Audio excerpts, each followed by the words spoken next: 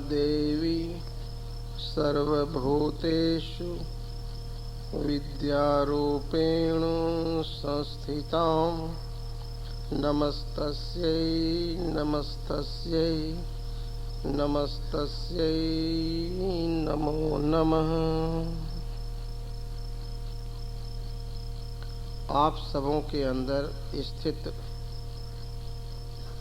सतचित आनंद रूप से स्थित आत्मा को नमस्कार करता हूँ। आप इसे स्वीकार करें।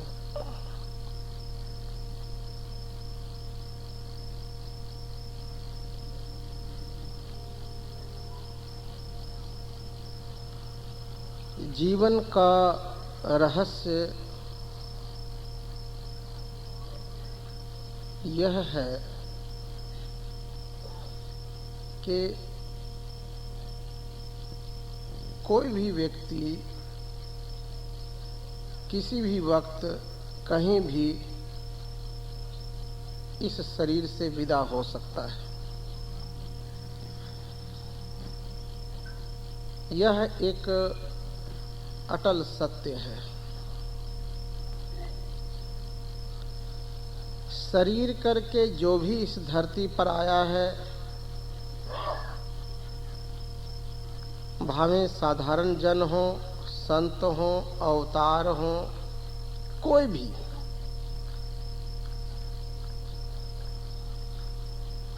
जो उपजियो सो विनश है। जिसकी उत्पत्ति होती है उसका नाश अवश्य होता है।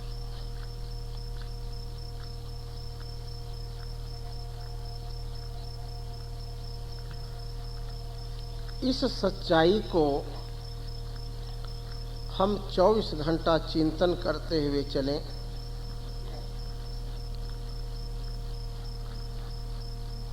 जो व्यक्ति मृत्यु का स्मरण करता है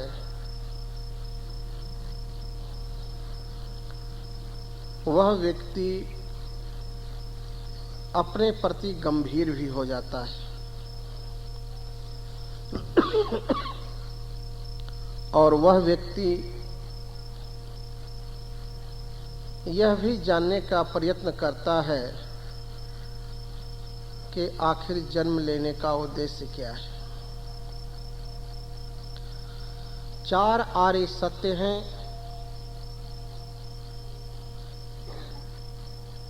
जो जन्म लिया है वह दुखी अवश्य होगा। जीवन दुख है, दुख का कारण है। दुख के कारणों को मिटाया जा सकता है और एक ऐसी भी अवस्था है जहां दुख नहीं है। 4 चीजें।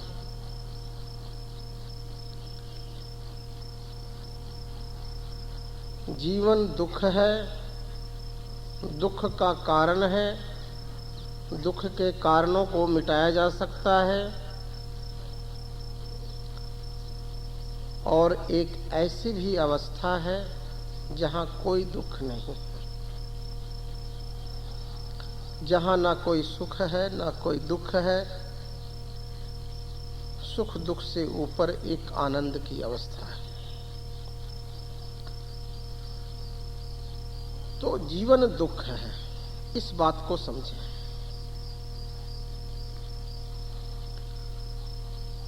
जब हम अपनी चित्त की वृत्ति को,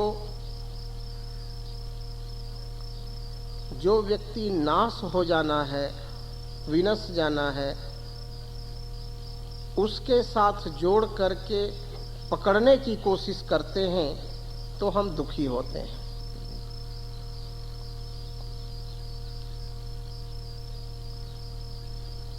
हम धन पकड़ने की कोशिश करते हैं, पद पकड़ने की कोशिश करते हैं, शरीर वृद्ध ना हो जाए तो उसको पकड़ने की कोशिश करते हैं। ऐसा देखा जाए सुबह से शाम तक और जन्म से मृत्यु तक और अनंत जन्मों से जो भी कुछ मिला है उसको हम पकड़कर उसी रूप में देखना चाहते हैं और बरकरार रखना चाहते हैं, जो कि असंभव है। प्रत्येक चीज इस संसार का कल जैसा था वह आज नहीं है, जो आज है वह कल नहीं रह जाएगा। इस सत्य को स्वीकार करो।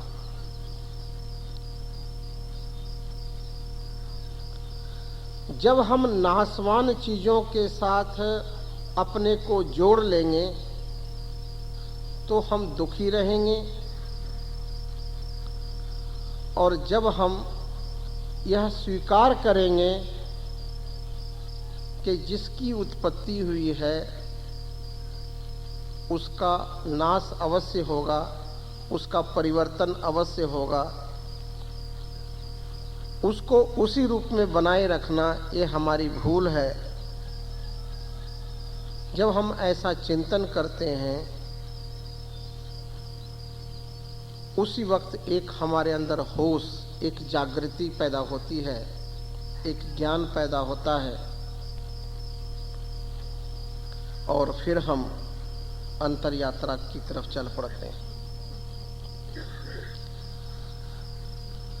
कल किसी व्यक्ति ने प्रश्न किया है कि ध्यान करते समय, पूजा करते समय, पाठ करते समय मन ज्यादा चंचल होता है। जब हम काम में रहते हैं, संसार के काम में, तो मन कम चंचल होता है, और जब हम पूजा में बैठते हैं, ध्यान में बैठते हैं, कोई पाठ करने लगते हैं, तो मन ज़्यादा दौड़ता है। इसे बस में करने का उपाय बताएं। ठीक है। और शायद यह प्रश्न सबका प्रश्न है। यह जिस व्यक्ति ने किया है उसी का नहीं है, यह सबका प्रश्न है। कारण क्या है?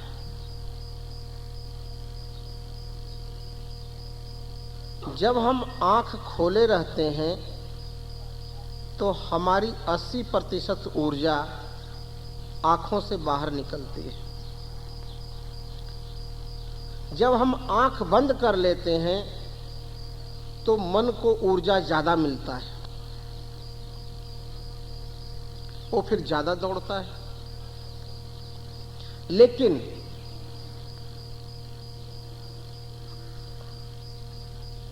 मन को अंतर यात्रा करने के लिए, अपने स्वरूप की अनुभूति के लिए, परमात्मा तक पहुंचने के लिए साधारण ऊर्जा नहीं, बहुत ऊर्जा की आवश्यकता होती है।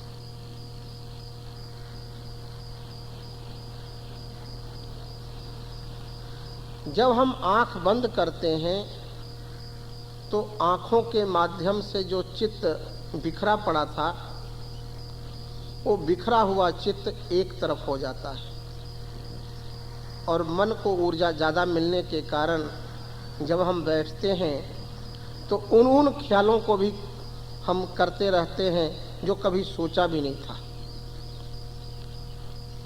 सज्जनों,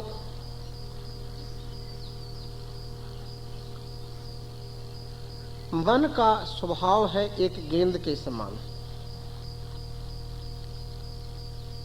जब हम गेंद को पकड़ने जाते हैं तो गेंद और भागता है और भागता है, या उसको दबाते हैं तो और तेजी से वो बाहर जाने की कोशिश करता है। लेकिन गेंद को आप छोड़ दें तो थोड़ा दूर जाकर और देखते रहें तो थोड़ा दूर जा कर के वो एक जगह स्थिर हो जाता है और उसको हम पकड़ लेते हैं। यत्र यत्र मनो याति तत्र तत्र समाधया।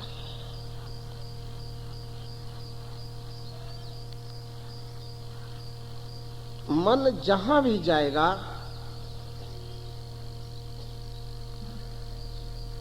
वह तुमसे दूर नहीं जाएगा। जहां भी जाए, मन कहीं भी जाए, लेकिन तुम तो जानते हो ना कि मन यहां है, यहां है, यहां है।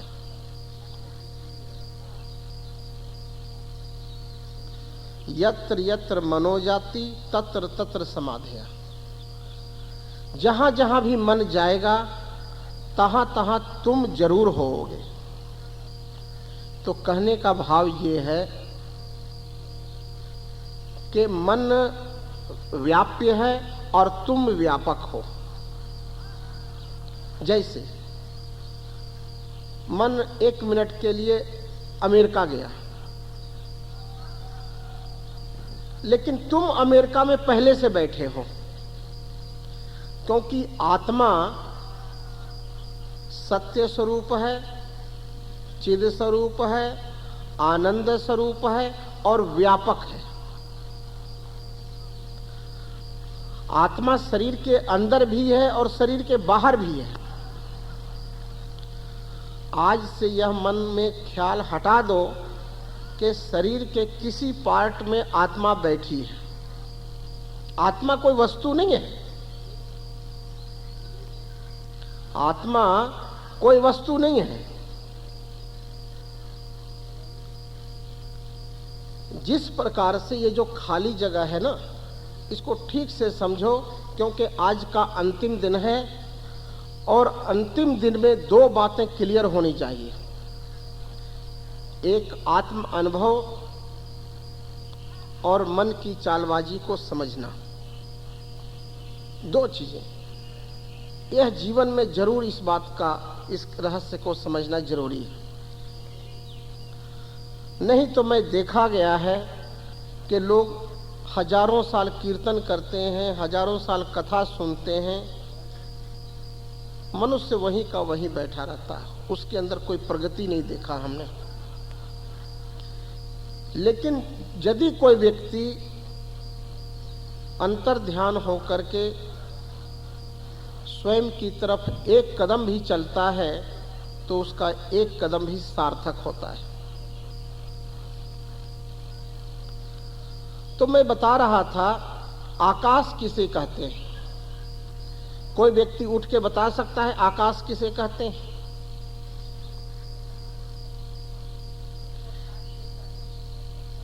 जो इतने लोग बैठे हो, कोई नहीं बता सकते आकाश किसको कहते हैं?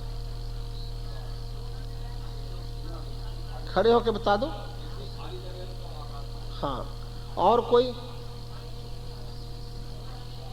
माताओं में कोई हो जो बताएं? हाँ हाँ, ठीक। ये जो ऊपर नीला नीला दिखता है ना, उसको आकाश नहीं कहते। जो भी खाली जगह है उसको आकाश कहते हैं। यहां पर 100 घड़े रखे जाएं,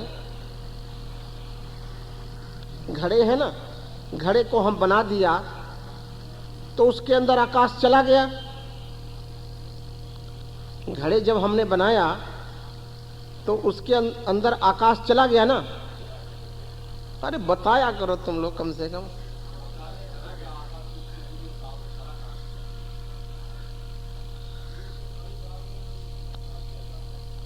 जब हमने घड़ा बनाया तो उसके अंदर आकाश चला गया।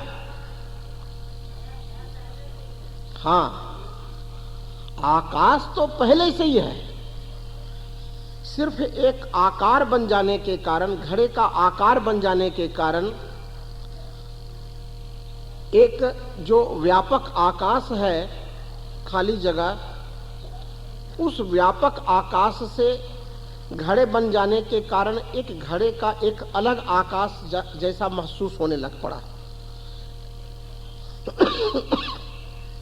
जिसको हम घटाकाश कहते हैं। समझ गए ना? घड़ा बन जाने से आकाश प्रवेश नहीं कर गया, वस्तुतः आकाश तो पहले से ही है, लेकिन घड़ा बनने के कारण, एक आकार बन जाने के कारण हमको ऐसा लगता है कि एक घड़े का आकाश और एक व्यापक आकाश। अच्छा, एक काम और करते हैं, घड़े को हम तोड़ दें तो जो घड़े का अंदर आकाश है वो बाहर के आकाश से मिल जाएगा। क्या होगा?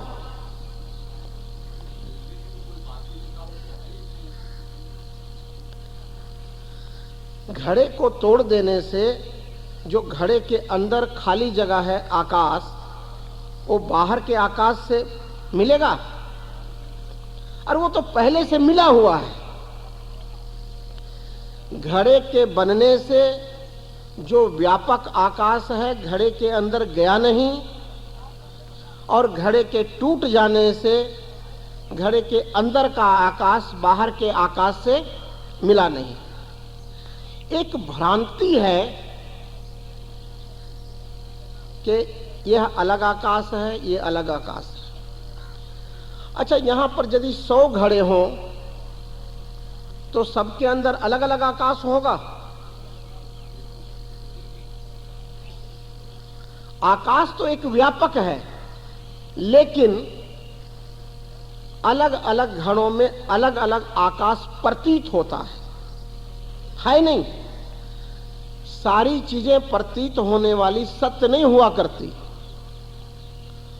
रेगिस्तान में जब दोपहर के समय में तेज धूप होता है तो चमकता है और देखने में लगता है कि जल है, प्रतीत होता है ना, लेकिन जल नहीं होता। हिरन दौड़ दौड़ कर मर जाती है। सभी चीजें प्रतीत होने वाली सत्य नहीं हुआ करती। तो हमें ऐसा लगता है कि 100 घड़ों के अंदर अलग अलग आकाश है,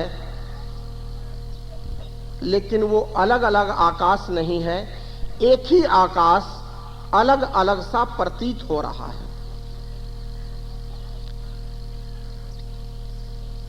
मेरे भाई, मेरे मित्र,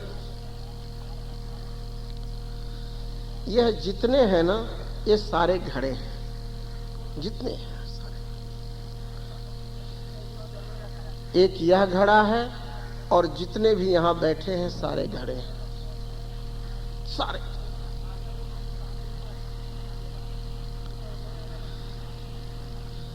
ये सारे घड़ों के अंदर आकाश के समान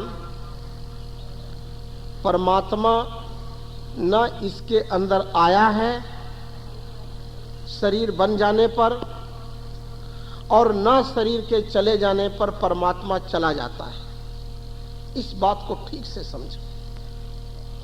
यह जीवन की गहराई है, जीवन का सत्य है, और इस सत्य को ही सारे वेद, शास्त्र, कुरान, रामायण इसी की व्याख्या करते हैं। मैं ज्यादा कहानियों में नहीं पढ़ता, कहानियां तो सारी जिंदगी सुन रहे हैं आप। मैं जो भी बात करता हूं आपके जीवन की सच्चाई और रहस्य क्या, क्योंकि समय प्रत्येक व्यक्ति का समय आज बहुत कीमती है। कहानियां तो आप टीवी में भी, पुस्तकों में भी पढ़ लेते हैं। जो वेद, उपनिषद, गीता जो भगवान के मुख से उच्चारी हुई है, उस रहस्य को समझिए। ये जो घड़े बने, 5 तत्व को तन रचियो, जानह चतुर सुजान, जेहते उपजियो नानका, लीन ताहे मैं मान। पृथ्वी, जल, अग्नि, वायु और आकाश,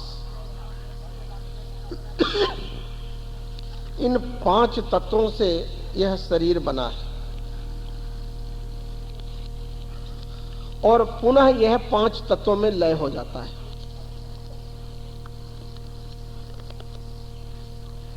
पांच तत्वों से यह शरीर बना है और 5 तत्वों में लय हो जाता है। और यह शरीर ही नहीं, यह पूरा का पूरा संसार ही 5 तत्वों से बना है। 2 बातें देखिए, स्त्री का शरीर हो या पुरुष का शरीर हो या पक्षी हो, कुछ भी हो, ये 5 तत्वों से ही बना है। जब ये 5 तत्वों से बना है, 5 तत्वों में लय हो जाना है, अमीर हो गरीब हो। अब देखो कितना दुर्भाग्य है, जिसने घर छोड़ा, द्वार छोड़ा, उसको ये ज्ञान अच्छा नहीं लगता। वो देखो फिजूल बहस में लगे हैं, फिजूल बहस में लगे। तो कहने का भाव मात्र इतना ही है कि घर छोड़ देने से या संत का कपड़ा पहन लेने से कोई संत नहीं होता। जो सत्य का चिंतन करता है, परमात्मा का चिंतन करता है, उसका भजन करता है, सुमरन करता है, वही संत है। संत कोई आकाश से नहीं आता।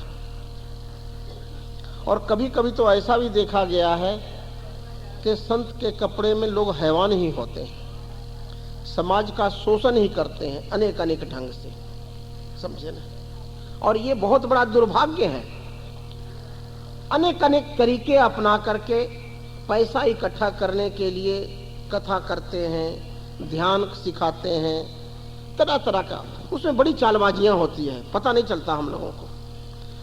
लेकिन धन्य है वह व्यक्ति जो अपने जीवन को सत्य की को समझने के लिए प्रयास करता है और सत्य को समझकर उस सत्य को दूसरे को जनाने का कोशिश करता है। वह व्यक्ति धन्य है, वह व्यक्ति पूजनीय है।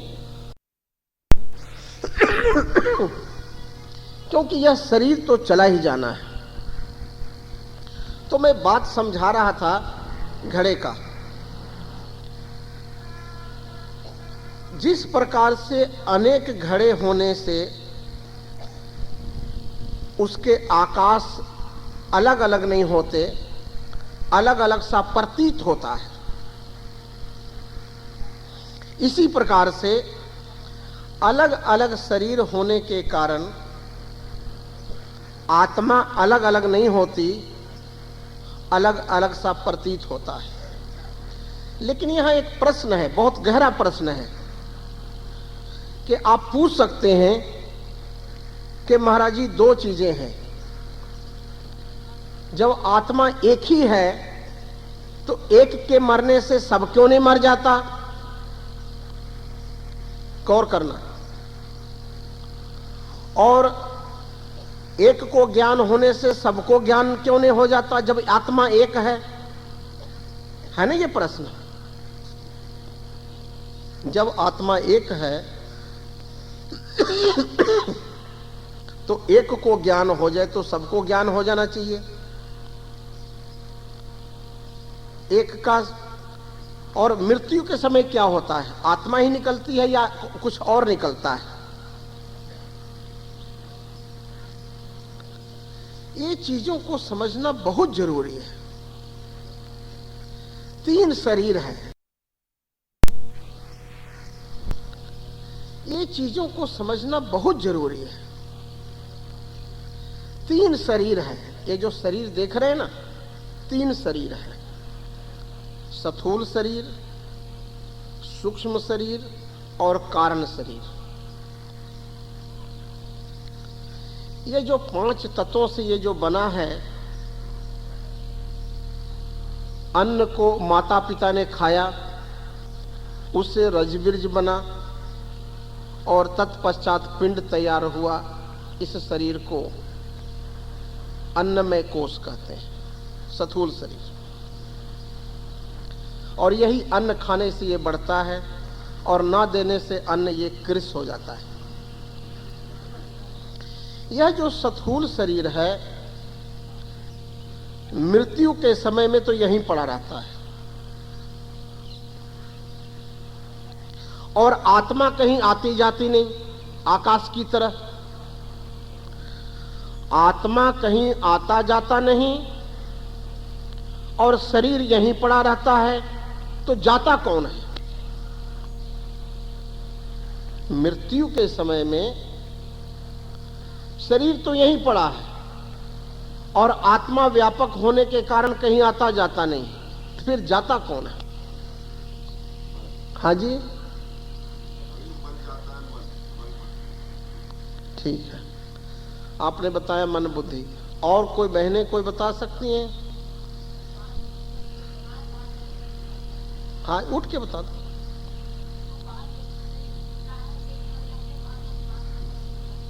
तो 5 तत्वों वाला जो शरीर है वो तो यहीं रहता है, जाता कौन है? आप बताओ।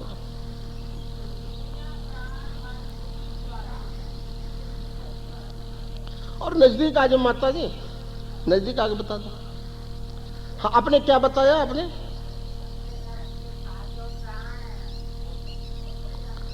इन्होंने बताया प्राण जाता है, और आपने?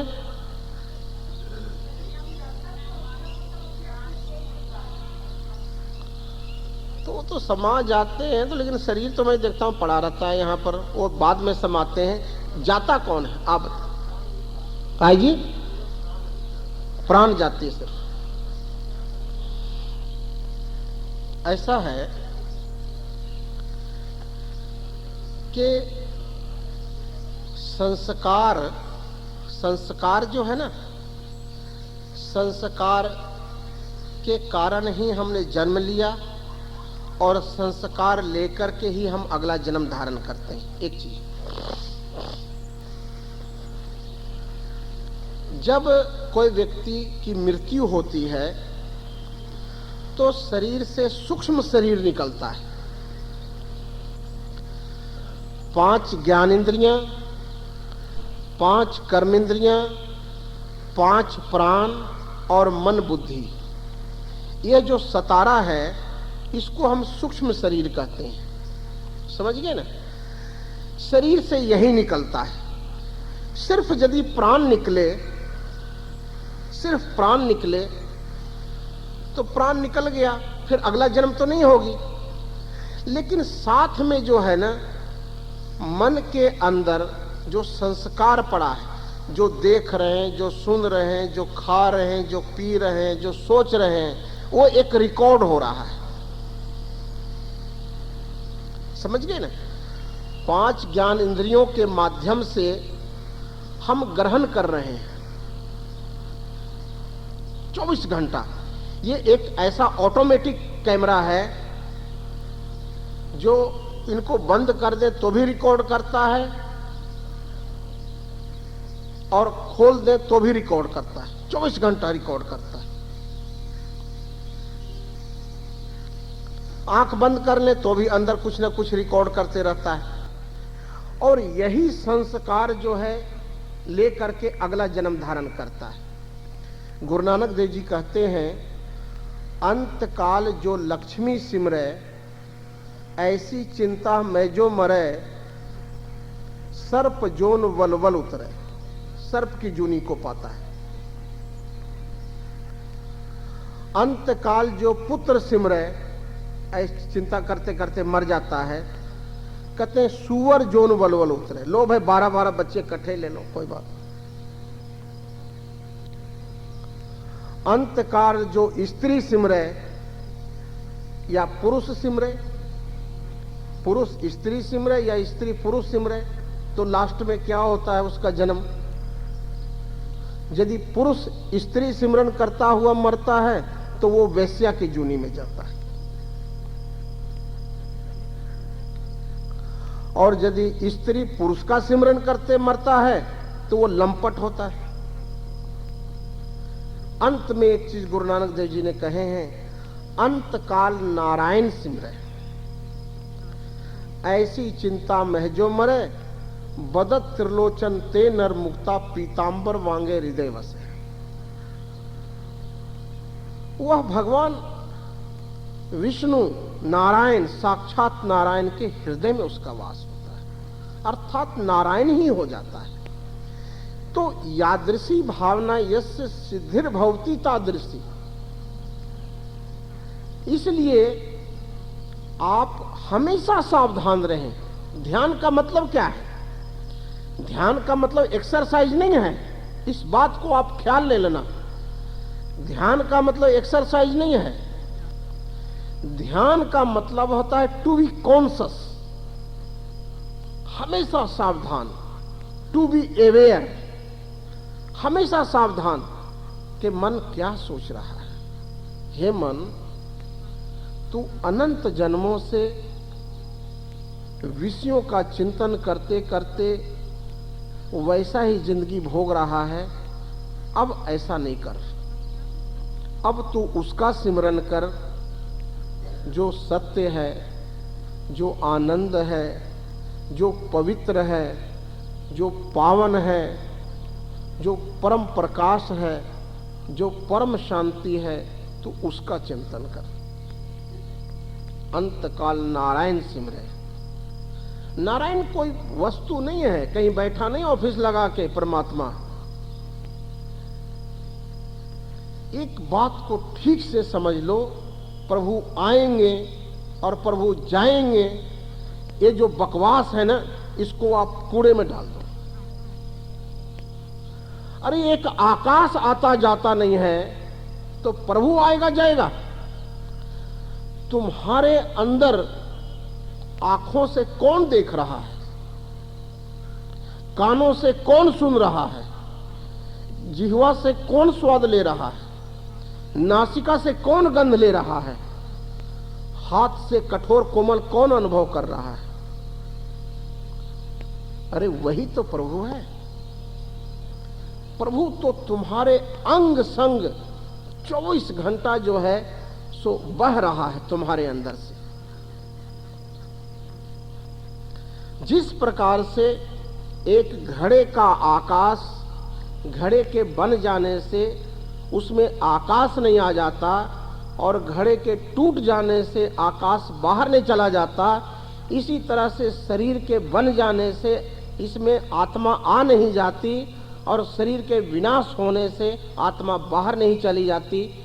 आत्मा व्यापक है, तुम सब एक व्यापक हो। शरीर अलग है, लेकिन शरीरी जो चेतन है वह एक है। इसीलिए तो भगवान कृष्ण कहते हैं, हे अर्जुन, यो माम पश्यति सर्वत्र सर्वम च मयि पश्यति। जो अपने को सब में देखता है, जो घड़ा, जो एक घड़े के अंदर आकाश सबके घड़े के आकाश को अपना आकाश समझता है, यो माम पश्यति सर्वत्र, जो सब में अपने को देखता है और सबको अपने में देखता है, भगवान कृष्ण कहते हैं वह मेरा स्वरूप है, अर्थात वो मैं हूं। तो आप ये सोचो, यदि ये समझ आपको आ जाती है तो परमात्मा कहीं नहीं, तुम परमात्मा हो। लेकिन एक बात ख्याल रखना, क्योंकि मन बहुत चालबाज है, वो कह देगा कि तुम परमात्मा और दूसरा तो कुछ नहीं। जिस वक्त व्यक्ति को यह बोध होता है कि मैं परमात्मा, उसको उसी वक्त ये भी ज्ञान होता है कि सब परमात्मा।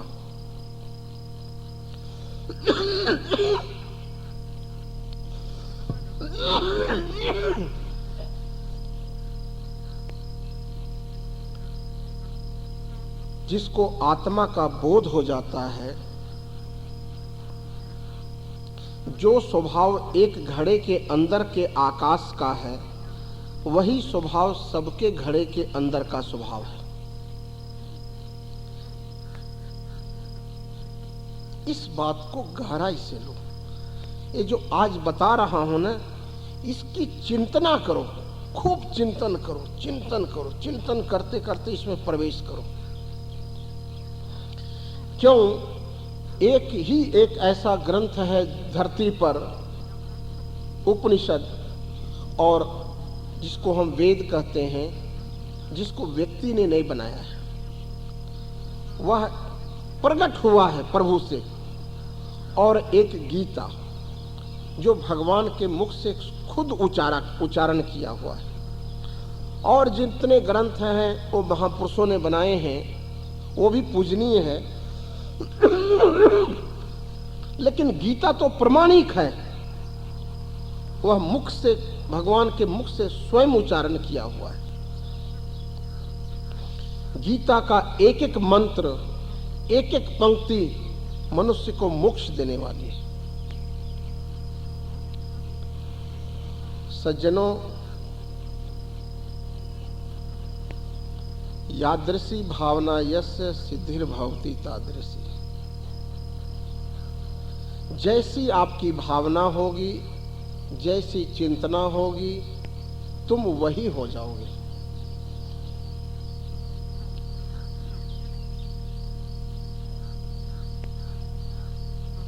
चिंतन, जिस प्रकार से एक युवक को किसी लड़की से प्रेम हो जाए तो वो कितना देर चिंतन करता है? सुबह आधा घंटा बैठ करके पूजा के रूम में, या आधा घंटा शाम को संध्या वेले, किस वेले करता है? आय माता जी,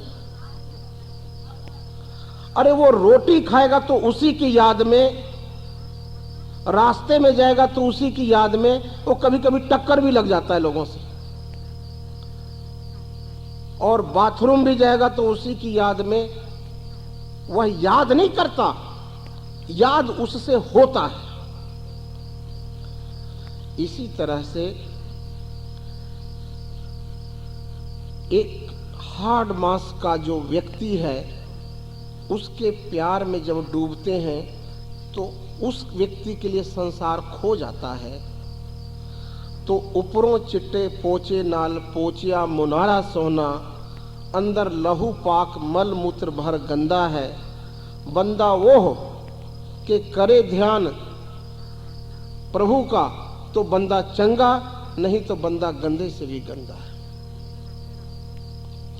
एक हार्ड मास के लिए के शरीर से जब प्रेम हो जाता है तो उस व्यक्ति के लिए संसार भूल जाता है, और जो परम प्रेम स्वरूप है, भगवान नारद कहते हैं, यल लब्ध्वा पुमान सिद्धो भवति तृप्तो भवति अमृतो भवति। देखो भगवान नारद क्या कह रहे हैं कि जिसके हृदय में भक्ति का उदय होता है, भक्ति क्या है? एक है कामना, दूसरा है प्रेम, और तीसरी है भक्ति। कामना संसार की होती है, और प्रेम में भी थोड़ी सी कामना रहती है। 99% तो शुद्ध होता है, लेकिन 1% उसमें भी कामना होती है। लेकिन प्रेम जब भक्ति हो जाता है ना, तो वो 100% शुद्ध हो जाता है। भक्ति क्या है? अपने स्वरूप का चिंतन।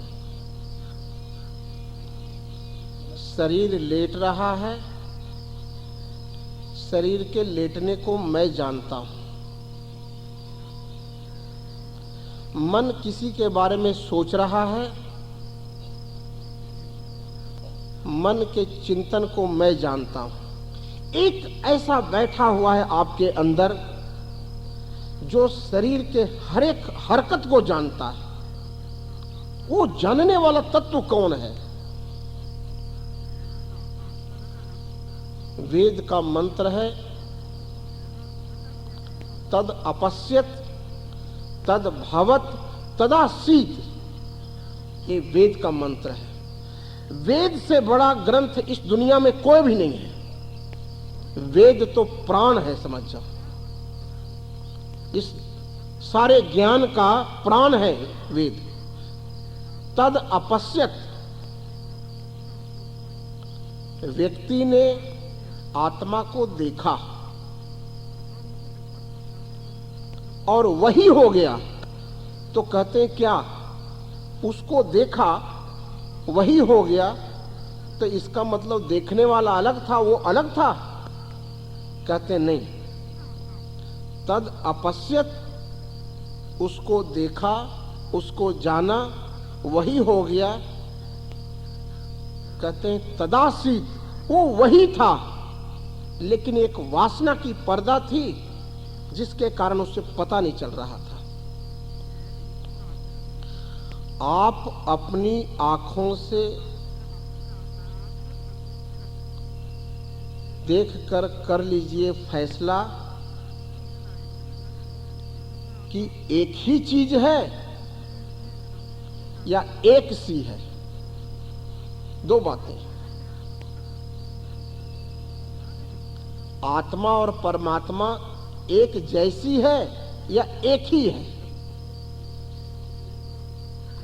आप अपने चित्त का कर लीजिए आकर फैसला कि एक सी है या एक ही है।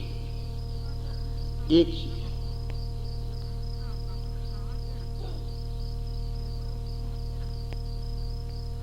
एक पूरा का पूरा। परमात्मा का स्वभाव उपनिषदों में कहा गया है सत्य चित आनंद, और आत्मा का स्वभाव सत्य चित आनंद। शरीर नहीं था तो भी आप थे, शरीर है तो भी आप हैं, शरीर नहीं रहेगा तो भी आप रहोगे। इसी को तो सत्य कहते हैं। आद सच जुगाद सच, है भी सच, नानक होसे भी सच। त्रय काल अबाधितम सा सत्यम। शरीर बच्चा था तो शरीर को आप जानते थे, शरीर जवान हुआ तो शरीर को आप जानते हैं, शरीर वृद्ध हो जाएगा तो भी आप जानते। शरीर क्षण क्षण में बदल रहा है, लेकिन तुम नहीं बदल रहे। अच्छा, घड़े के टेढ़ा मेढ़ा होने से आकाश टेढ़ा मेढ़ा होता है कि नहीं?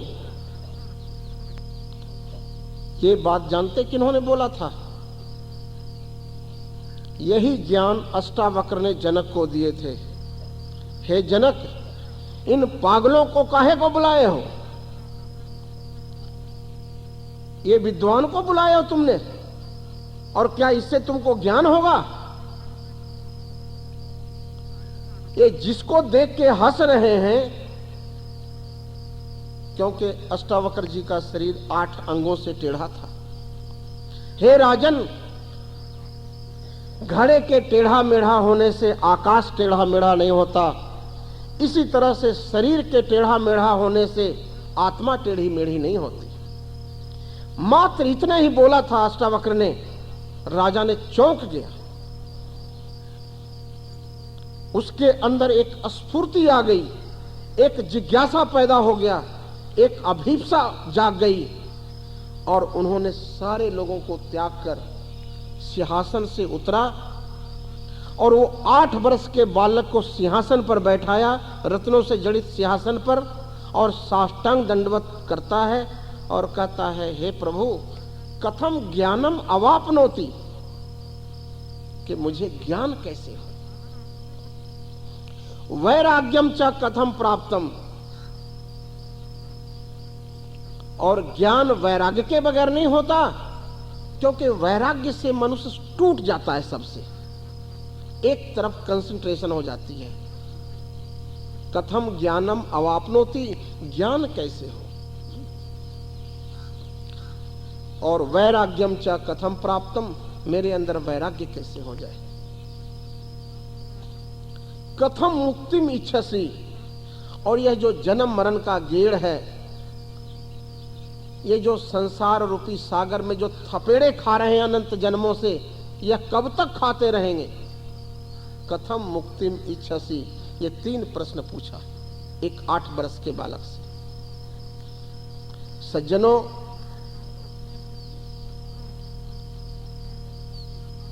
भेड़िए जो होते हैं ना, एक भेड़ गिर जाए कुएं में तो सारे भेड़, आज तो भेड़िए की तरह जा रहे हैं। सत्य के खोजी थोड़े होते हैं, बहुत थोड़े होते हैं। सत्य का जो खोजी होता है महात्मा बुद्ध जब चले थे ज्ञान प्राप्त करने के लिए, सत्य की खोज के लिए, तो उनके साथ 1000 से ऊपर लोग चले थे। और चलते चलते सारनाथ से पहले 4 लोग रह गए और अंत में उन चारों ने भी साथ छोड़ दिया, वो अकेले रह गए। और उन्होंने संकल्प किया पीपल के दरख्त के नीचे, क्योंकि ध्यान में संकल्प एक बहुत बड़ी चीज है कि आज ध्यान में प्रवेश करके परम ज्ञान को उपलब्ध होऊंगा, तभी मैं भोजन करूंगा और नहीं तो प्राण त्याग दूंगा। और सज्जनों कहते हैं उसी रात उनको ज्ञान उपलब्ध हुआ, परम प्रकाश अवतरित हुआ। यह इश्क नहीं आसा, यह आग का दरिया है और डूब के जाना है। जो तो प्रेम खेलन का चाओ, सिर धर तली गली मेरी आओ। यह एक प्रेम का मार्ग और बहुत झीना मार्ग है।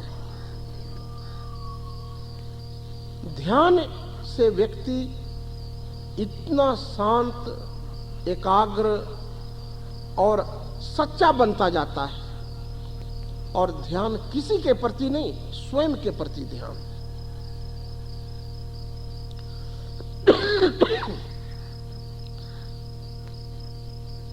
महात्मा बुद्ध जब बैठे बैठे थक जाते थे तो चलते थे रास्ते में। वहां पर एक तालाब है, उसके चारों तरफ परिक्रमा करते थे। 3 चीजें, पहले वो मार्ग को देखते थे,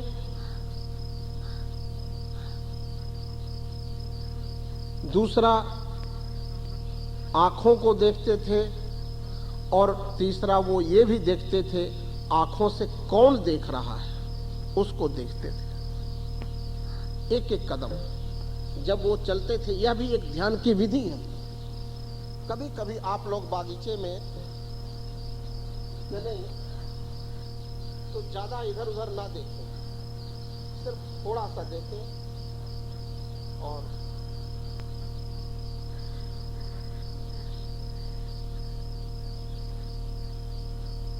इतना, या आंख बंद कर थोड़ा सा मार्ग को देखें और यह भी देखें कि कौन है जो शरीर को इशारा कर रहा है पांव को आगे करने के लिए, तो मन को देखें और बाद में स्वयं को देखें। तीनों को एक साथ देखना।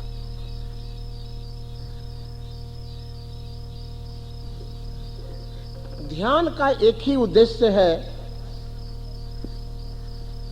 कि शरीर लेटा रहे, शरीर बैठा रहे, शरीर सोया रहे, एक चीज चित्त में बसा रहे कि मैं शरीर नहीं हूं, मैं शरीर को जानने वाला हूं, शरीर का दृष्टा हूं, शरीर का साक्षी हूं। जो तन उपजिया संग ही, सो भी साथ न होया। अब देखो गुरु महाराज जी कहते हैं संग ही, एक नहीं बोल रहे हैं, तुम्हारे संग आया है। तुम शरीर नहीं हो, वह तुम्हारे संग आया है। शरीर तुम नहीं हो, तुम शरीर के जानने वाले हो। तुम इंद्रियां नहीं हो, तुम इंद्रियों को जानने वाले हो। तुम मन नहीं हो, तुम मन को जानने वाले हो। तुम बुद्धि नहीं हो, तुम बुद्धि को जानने वाले हो। एक 24 घंटा चित्त में एक ही, एक के साथ प्रेम, एक के साथ आशा। 24 घंटा चलो तो उसकी याद में आखिर वह कौन है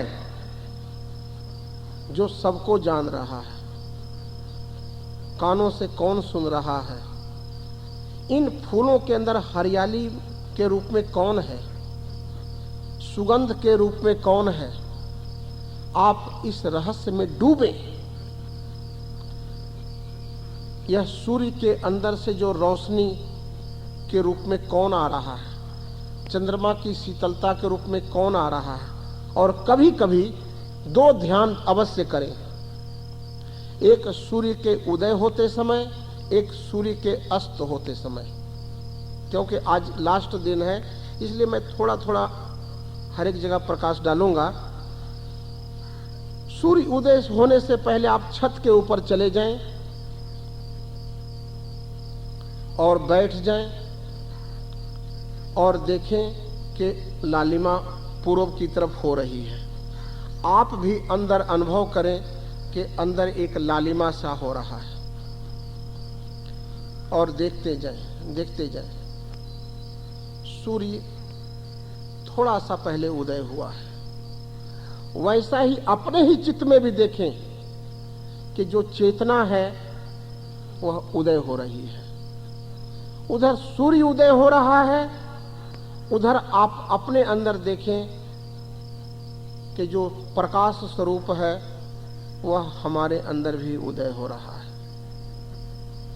और मैं ये बात बताता हूं कि यदि आप ऐसा भाव करते रहें कि जैसे ही सूर्य के उदय होते ही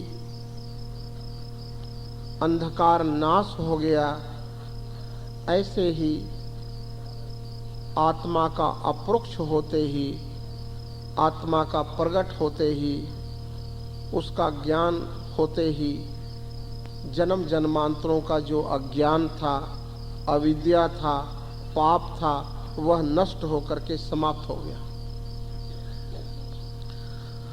एक कमरे में 1000 बरस से अंधेरा हो, उस अंधेरे को हटाने में 1000 बरस लगेगा कि कितना लगेगा? कितना लगेगा? है माता जी? एक क्षण। मेरे प्यारे मित्रों, ज्ञान अग्नि कर्म दग्धानी, जो जन्म जन्मांतरों का पाप है, आज से कोई भी व्यक्ति पापी नहीं समझेगा अपने को।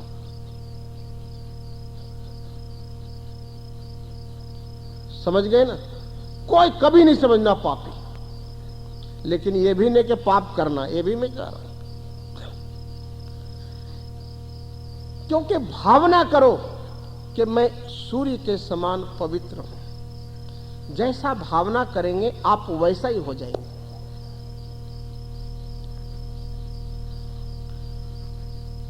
अनंत जन्मों से अंधकार है, अनंत जन्मों का दुख है, अनंत जन्मों का अज्ञान है। लेकिन आज जिस प्रकार से सूर्य धीरे धीरे उदय हो रहा है, उदय हो रहा है, उदय होते ही अंधकार की समाप्ति हो गई है। ऐसा आप अंदर भाव करें, हमारे अंदर भी जो प्रकाश स्वरूप परमात्मा है उसका उदय हो रहा है, उदय हो रहा है। उदय होते होते अंधकार की समाप्ति और उज्जवल स्वरूप हो गया। एक तो ये ध्यान करना है। और कभी कभी वैराग्य लाने के लिए, जीवन में वैराग्य आ जाए, उसके लिए ऊंचे छत पर चले जाएं और सूर्य को डूबता हुआ देखें, डूबता हुआ देखें। जिस शरीर से हम प्रेम कर रहे हैं और सारा संबंध शरीर करके है, शरीर करके कोई भाई है, शरीर करके कोई बहन है, सारा संबंध शरीर करके है। सूर्य अस्त हो रहा हो, सूर्य अस्त को देखते जाएं, देखते जाएं, देखते जाएं और ऐसा भाव करें कि जिस शरीर का हम मान करते हैं, जिस शरीर के लिए हम पाप करते हैं, जिस शरीर के लिए सब धंधे करते हैं, यह शरीर धीरे धीरे धीरे धीरे ऐसा ही अस्त हो जाएगा। ये दो ध्यान, आप घर में इसका अभ्यास करना। रात्रि शाम का अभ्यास करना है वैराग्य के लिए कि जीवन में वैराग्य हो जाए, और सुबह ध्यान करना है कि हमारे अंदर उजेला आ जाए। यह अच्छा, ये हिंदू कर सकता है कि मुसलमान कर सकता है, या स्त्री या पुरुष? मानव मात्र के लिए। गीता में या उपनिषद में भगवान का जो उपदेश है वह मानव मात्र के लिए है। ज्ञान जो है ना, एक बहती हुई सरिता के समान है, लेकिन जिसको प्यास है वो पी ले। ज्ञान किसी की बपौती नहीं है, ये याद रखना। कोई संतों की बपौती नहीं है, कोई कथाकारों की बपौती नहीं है, वो हमारी बपौती नहीं है। वो तो एक बह रही है, ज्ञान एक बह रही है। सिर्फ आपके अंदर प्यास होनी चाहिए। कोई भी चाहे 2 चुल्लू पानी पी करके अपनी प्यास को बुझा सकता है और तृप्त हो सकता है हमेशा के लिए। यदि आप स्वरूप का चिंतन करते हैं, आप अंतर यात्रा करते हैं, तो आप सारे संत हैं, लेकिन संत का कपड़ा पहन करके यदि व्यापार करते हैं तो हमें लानत है। संत का कपड़ा पहन करके हम शोषण करते हैं समाज का, या संत का कपड़ा पहन करके हम संसार का चिंतन करते हैं, तो ये कपड़ा भी अशोभनीय है। आप भक्तों का जीवन को देखें, कबीर जी का। आज दुनिया के जितने संत हैं वो कबीर जी का उदाहरण देते हैं। उनके ज्ञान को लेकर के, उनकी बातें कर कर के अपने को महान कहलाते हैं, लेकिन कबीर का जिंदगी कोई जीना चाहता है? आप कबीर की जिंदगी को देखें। सुबह उठते हैं, कपड़े बुनते हैं, कपड़े लेकर के बाजार में बेचने जाते हैं, और कोई पूछता है कि भाई कितने का है,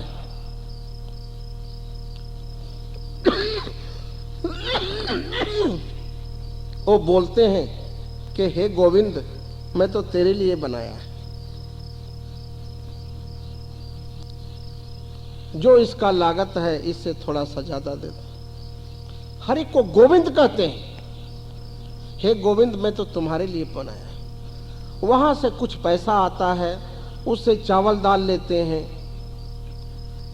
सत्संग करते हैं, आए गए का रोटी खिलाते हैं, भजन करते हैं, रात को सो जाते हैं। एक सामान्य व्यक्ति इतनी बड़ी प्रकाष्ठा में पहुंच सकता है, तो शायद हम सबों के अंदर उससे कुछ ज्यादा ही सुविधा होगी। कोई भी व्यक्ति यहां पर ऐसा नहीं है जो आर्थिक रूप से कबीर से भी गया गुजरा हो, लेकिन आज हम लोगों का चित्त कबीर से ऊंचा होना बहुत ही आवश्यक है, या कम से कम कबीर जैसा तो हो जाए। उसके लिए एक ही चित्त है, एक ही ध्यान।